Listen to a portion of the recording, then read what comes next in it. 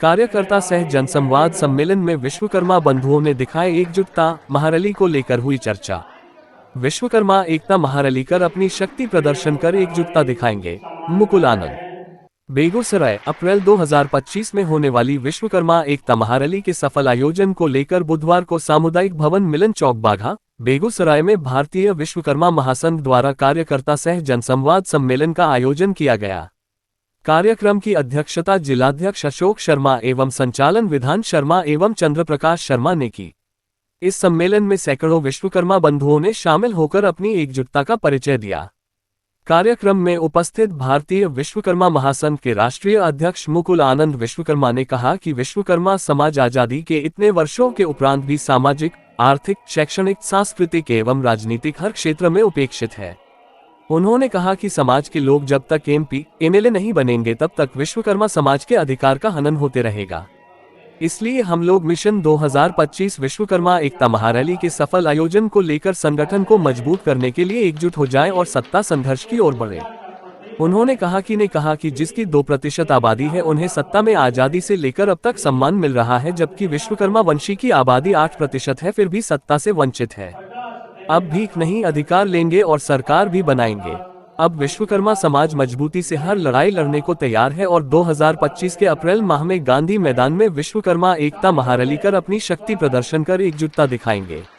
वहीं कार्यक्रम को संबोधित करते हुए भारत के 7वें राष्ट्रपति ज्ञानी जैल सिंह के पौत्र इंद्रजीत सिंह बब्बू ने कहा कि अब विश्वकर्मा समाज इस अपमान को बर्दाश्त नहीं करेगा। राजनीतिक भागीदारी नहीं बल्कि अब सत्ता के लिए लड़ाई होगी। विश्वकर्मा समाज कई वर्षों से रैली और कार्यक्रम के माध्यम से अपने समाज की दशा एवं दिशा का संज्ञान लगातार सभी राजनीतिक दलों को देते रहा है, पर इन राजनीतिक दलों ने साथ नहीं दिया। इसीलिए अगले चुनाव में हर सीट पर हम अपने समाज के उम्मीदवार खड़े करके उन्हें जिताने का काम करेंगे।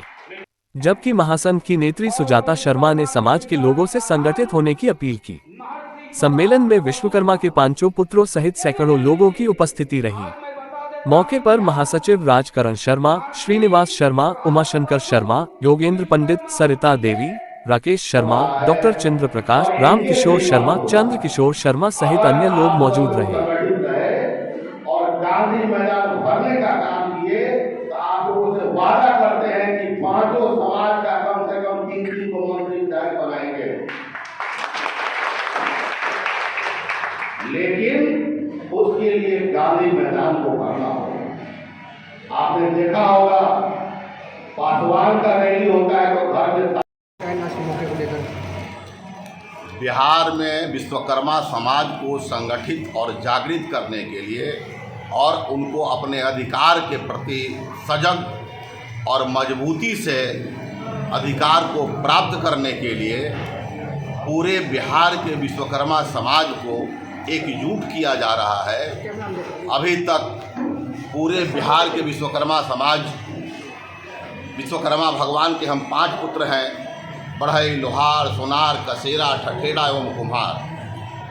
अभी तक देखा जा रहा था कि हम 5 भाई, ये विश्वकर्मा समाज में ये 5 जात नहीं होते, हम 5 भाई हैं और 5 को काम के आधार पर कोई लकड़ी का काम किया तो उसको बढ़ई कह दिए, कोई लोहा का काम कर दिया तो उसको लोहार कर दिए, इस तरीके से बंटवारा किया हुआ था। तो शुरू से बुद्धिजीवियों ने, पुराने सामंतवादियों ने समाज को अलग अलग बांट के रखा था।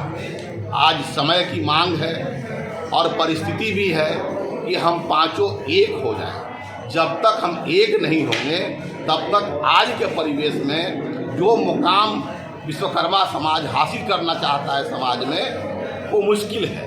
इसलिए हम लोगों ने पूरे बिहार में रथ यात्रा के माध्यम से, पद यात्रा के माध्यम से, जन संवाद यात्रा के माध्यम से पूरे बिहार के विश्वकर्मा समाज को संगठित करके और इन सब लोगों को आमंत्रित करने के लिए और निमंत्रित करने के लिए कि अप्रैल के फर्स्ट वीक में गांधी मैदान में जो रैली हो रही है उसमें ज़्यादा से ज़्यादा संख्या में हम लोग भर पाएँ। चूँकि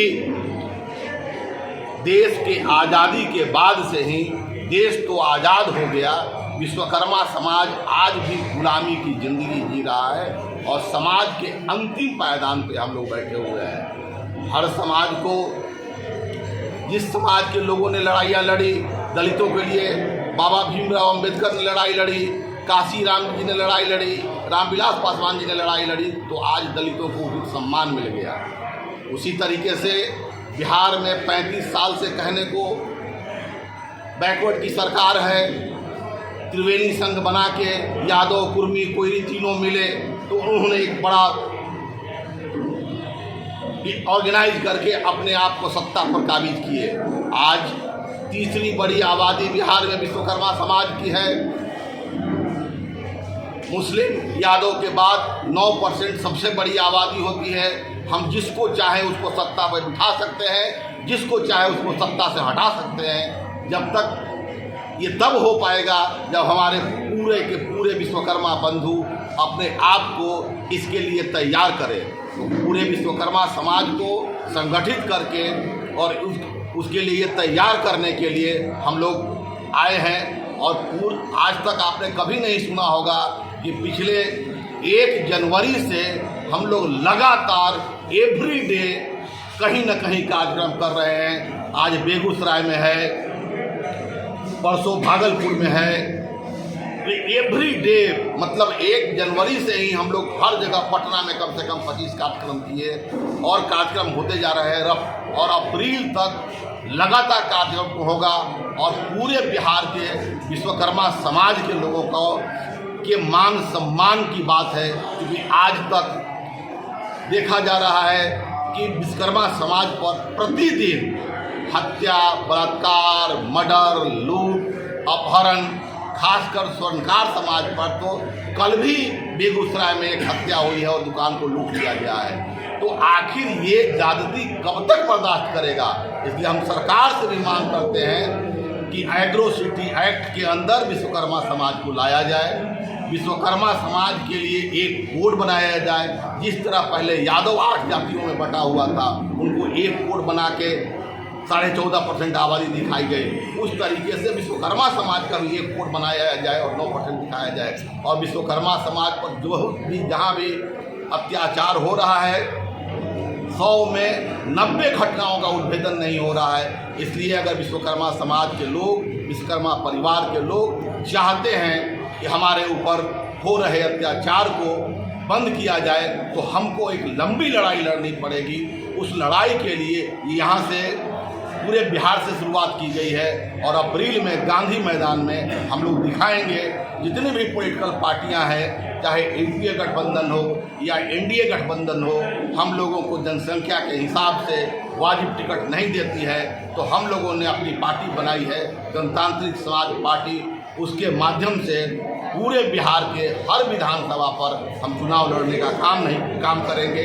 जीत नहीं सकते तो हरा तो सकते हैं, किसी को जिताएंगे, किसी को हराएंगे, लेकिन तब तक विश्वकर्मा समाज का हक और अधिकार नहीं मिल जाता है, तब तक ये लड़ाई जारी रहेगी।